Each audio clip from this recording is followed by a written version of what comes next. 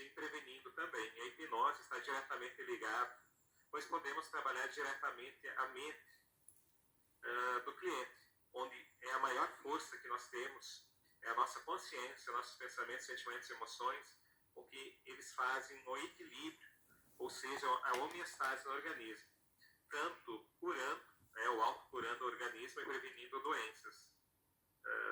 Na terapia que nós estamos estudando, hipnose clínica, está relacionada então muito à parte mental. Então vamos trabalhar diretamente a mente para esse equilíbrio.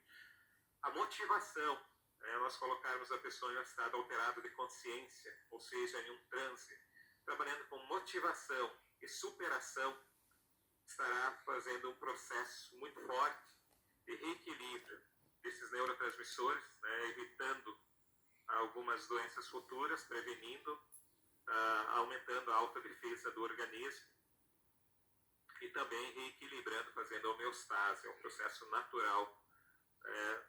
Quando a gente trabalha com a hipnose clínica, é um processo natural quando a pessoa está em transe, buscar esse equilíbrio.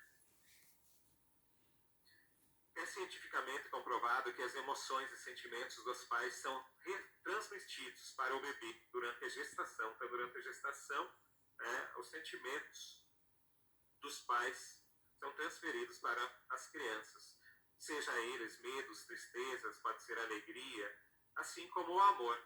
Mas também a culpa, a rejeição, sentimentos positivos e negativos são registrados para a criança que está em gestação. E até mesmo, aos 7 anos de idade, essa criança está com seu sistema nervoso central sendo formado. Por isso, ela vai trazer muito da personalidade dos pais também, do que é ensinado, as crenças que são impostas. Isso influencia a sociedade, padrões sociais, influenciam muito da criança. Nesse período, a criança registra e interpreta todas as emoções e experiências de acordo com seus sentimentos, transformando suas interpretações em padrões emocionais e comportamentais que podem refletir por toda a vida. O cérebro humano possui 2 formas de gerenciar as informações e ações vivenciadas. Então, as vivenciadas, mas também a do ambiente, da sociedade. Uma conscientemente e a outra inconscientemente, que vamos falar agora. As emoções são reações inconscientes. Então, emoções são reações inconscientes, enquanto os sentimentos são gêneros das emoções conscientes. E essas duas estão intimamente ligadas. Porque quando nós mudamos os nossos sentimentos, eles começarão a fazer parte das nossas emoções e dos nossos comportamentos. Muitos aspectos do comportamento, em especial comportamento emocional e homeostático, onde busca o equilíbrio do corpo e mente, são inconscientes e instintivos. Sigmund Freud mostrou pela primeira vez em 1900 que os estados emocionais são experimentados não só apenas consciente, mas também inconscientemente. Um exemplo, em um estado inconsciente, muitas vezes surgem emoções e sentimentos espontâneos e seguem seu curso, onde hormônios são ativados na corrente sanguínea. Alguns pensamentos surgem e as informações são levadas para o sistema nervoso central, para as glândulas endócrinas, fazendo a liberação de hormônios em todo o nosso organismo. O sistema nervoso autônomo e o sistema musculoesquelético liberando os hormônios de acordo com a emoção sentida, produzindo um resultado físico e emocional. Nesse estado emocional, deve-se procurar não manter esses sentimentos por muito tempo. E se persistir, deve procurar a ajuda de um profissional. Então, quanto mais nos mantermos em sentimentos positivos, menos doenças atrairemos. A maioria das doenças vem de forma inconsciente, através dos nossos sentimentos negativos que vamos armazenando. Sentimentos como raiva, tristeza, mágoa, inveja, ódio, ciúme, entre outros, vão acumulando de maneira inconsciente em nosso organismo, trazendo ou construindo toxinas que vão matando os nossos neurônios, diminuindo também a produção de hormônios. Hormônios como a endorfina, dopamina, serotonina, que nós estudamos lá no primeiro módulo, que eles são fundamentais para a nossa saúde emocional e também a física, né? Da mesma forma, quando estamos felizes ou em um estado de relaxamento mais profundo, exemplo, uma meditação ou um transe, e concentrados em sentimentos de felicidade, alegria, lembranças positivas ou sensação de bem-estar, ou seja, emoções positivas, alguns hormônios são liberados pelo organismo, como a endorfina, a ocitocina, dopamina e serotonina, trazendo de volta equilíbrio emocional. Se mantivermos por longo tempo esses sentimentos conscientes, a nossa vida diária acabará passando para o inconsciente, assim restaurando a nossa saúde física e mental por um maior prazo. Então, como foi falado agora, né, o transe profundo, né, o transe, ele vai liberar alguns neurotransmissores para o equilíbrio homeostático do nosso organismo, tá? Evitando assim muitas doenças. Então, os pensamentos, sentimentos positivos vão fortalecer o nosso corpo, evitando a propagação de alguns vírus, de bactérias, fortalecendo assim o nosso sistema imunológico e nos fortalecendo a doenças. Vamos falar sobre os transtornos mentais. Então, a partir de agora, nós vamos aprofundar um pouquinho mais sobre os transtornos. Nós, hipnólogos, não podemos diagnosticar, tá? Repetindo, não podemos diagnosticar. O que for falado aqui é para conhecimento próprio. Quem diagnostica são médicos, especialistas na área da saúde, psiquiatras, profissionais da saúde devidamente habilitados. Então aqui nós vamos comentar sobre transtornos mentais para identificarmos, tudo bem, sem diagnósticos. Para emoções como tristeza, mágoa, raiva, surgem reações severas na mente e no corpo, quando um estado emocional é prolongado e torna-se, ao longo do tempo, pode-se chamar humor. Portanto, o humor pode ser independente das circunstâncias pessoais ou ambientais imediatas.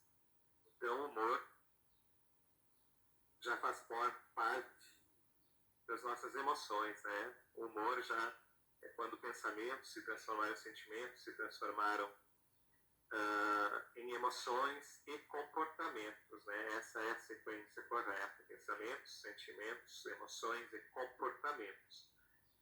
Então, o humor é quando a gente ficou com algum sentimento prolongado, ele se transformou em humor positivo quando sentimentos bons, negativos quando para sentimentos ruins. Os transtornos do humor e da ansiedade são os mais comuns entre os transtornos mentais sérios. Os transtornos de humor geralmente envolvem depressão e euforia. Transtornos de ansiedade envolvem a regulação anormal de uma poderosa emoção, o medo. Então, a ansiedade está muito relacionada e diretamente relacionada ao medo. Em ambas as condições, os sintomas principais possuem um comportamento emocional fundamental e são acompanhados por alterações fisiológicas, cognitivas e comportamentais. Fisiológicas: aceleração, batimentos cardíacos, mudança na respiração; cognitivas: pensamentos, sentimentos, emoções; comportamentais: ficar paralisado, correr, gritar. Transtornos do humor, de ansiedade, envolvem estados emocionais negativos e abrangem circuitos neurais que incluem a amígdala e o córtex cingulado anterior. Alguns transtornos do humor: depressão maior ou simplesmente depressão. Humor depressivo durante a maior parte do dia, quase todos os dias, por um período de 2 semanas, se não for tratado. pode levar de 4 meses ou mais tempo. Os sintomas da depressão. O humor fica deprimido na maior parte do dia, quase todos os dias, indicando por uma descrição subjetiva como: me sinto triste, me sinto vazio, ou chora por qualquer coisa. Em crianças e adolescentes pode ser um estado de humor irritável. Segundo, interesse ou prazer diminuído por todas ou quase todas as atividades na maior parte do dia, quase todos os dias. Terceiro, perda ou ganho de peso sem estar de dieta, ou diminuição ou aumento do apetite quase todos os dias. Quarto, insônia quase todos os dias. Quinto, agitação ou retardo psicomotor quase todos os dias. Sexto, fadiga ou perda de energia quase todos os dias. Sétimo, sentimento de inutilidade ou culpa excessiva ou inadequada quase todos os dias. Oitavo, capacidade diminuída de pensar ou concentrar-se, ou indecisão quase todos os dias. Nono, pensamento de morte recorrente. Ideação suicida recorrente sem um plano específico, ou até mesmo tentativa de suicídio, ou com plano específico para cometer suicídio. Então, idealização, né? De ideia de suicídio, tentativa de suicídio, né? Ou já tendo um plano específico para cometer o suicídio. Outro, a mania. A mania e a hipomania estão diretamente, são poucas diferenças. Nós vamos comentar aqui algumas delas. O episódio de mania é definido pela elevação anormal e persistente do humor, expansivo e irritável durante pelo menos uma semana, a menos que exista hospitalização. A perturbação do humor é suficientemente severa para causar prejuízos acentuados no funcionamento ocupacional, nas atividades sociais do dia a dia, às vezes família, trabalho, amigos, né? Os relacionamentos habituais pode ficar muito irritado. E às vezes pode até existir algum aspecto psicótico sem a utilização de drogas, em alguns casos. Durante o período de perturbação, pelo menos 3 desses sintomas. Primeiro, autoestima inflacionada ou grandiosidade, se acha melhor que todos. Segundo, necessidade de sono diminuída. Terceiro, mais comunicativa do que o habitual, ou pressionando para falar. Quarto, fuga de ideias.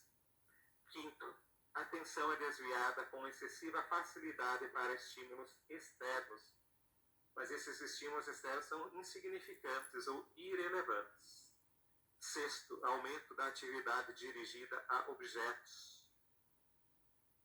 objetivos sociais no trabalho, na escola, ou seja, sexual, relacionamento de casal, ou agitação psicomotora, muita agitação, física. Envolvimento excessivo em atividades prazerosas com um alto potencial de consequências dolorosas. Exemplo, comprar demasiadamente sem ter condições de pagar ou sem ter que as coisas tenham uma utilidade. São alguns fatores. A hipomania não modifica muito da mania. A hipomania, os sintomas são menos severos, que a mania. Essa é a diferença. Os sintomas são um pouquinho menos severos. Existe frequência em um aumento da sociabilidade, do desejo de falar, da familiaridade, da energia sexual e uma redução. Agora, redução da necessidade do sono são sintomas leves que não prejudicam de modo elevado o dia a dia. Então, a hipomania não vai ser tão prejudicial seja na convivência da família, seja na convivência do trabalho, dos amigos. Ele é mais tranquilo que a mania. A euforia e a sociabilidade, por vezes, substituídas por irritabilidade, atitude pretensiosa ou comportamento grosseiro, durante todo o tempo ao longo de pelo menos 4 dias. Tá? 4 dias. Então vai ter praticamente os sintomas parecidos, né?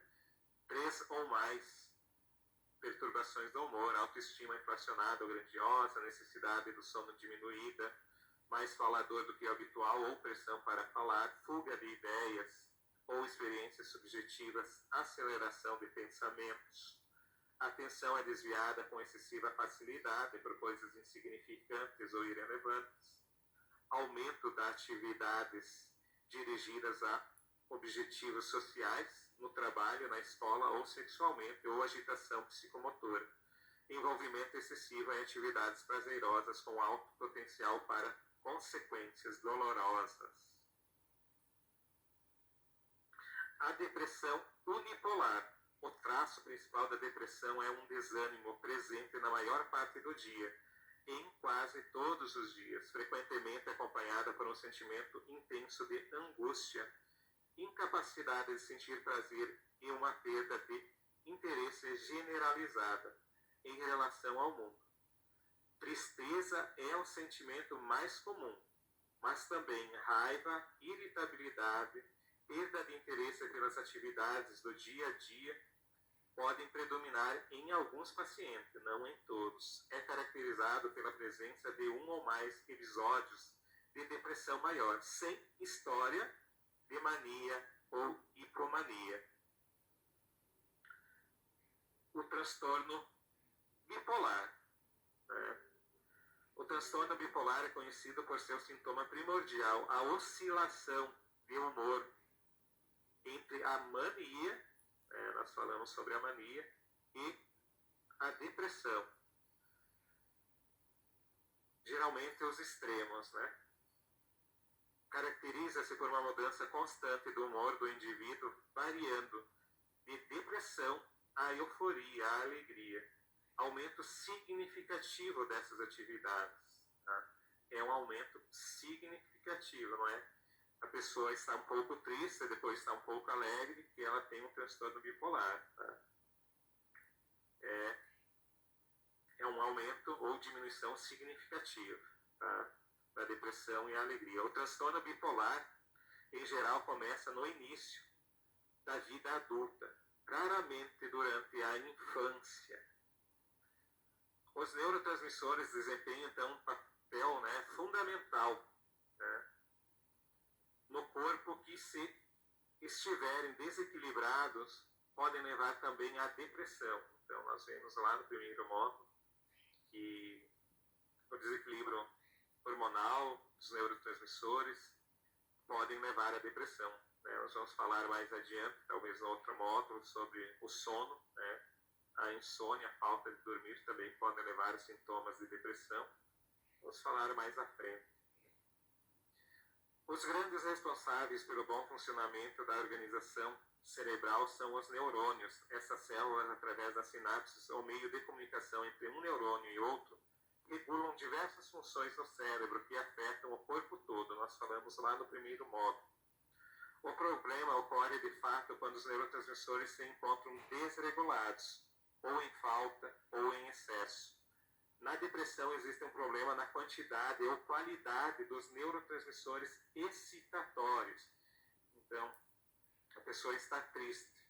Quando fortalece os neurotransmissores excitatórios, ela começa a buscar mais o equilíbrio.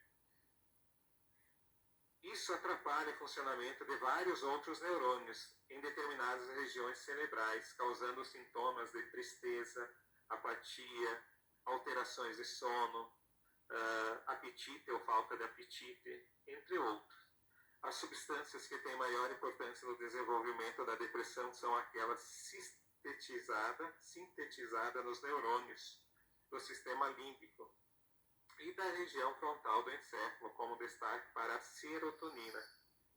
grande responsável pelas reações, né, de estresse e pelo controle do humor. Então, a serotonina, como falamos, né, ele é um neurotransmissor, um hormônio do humor.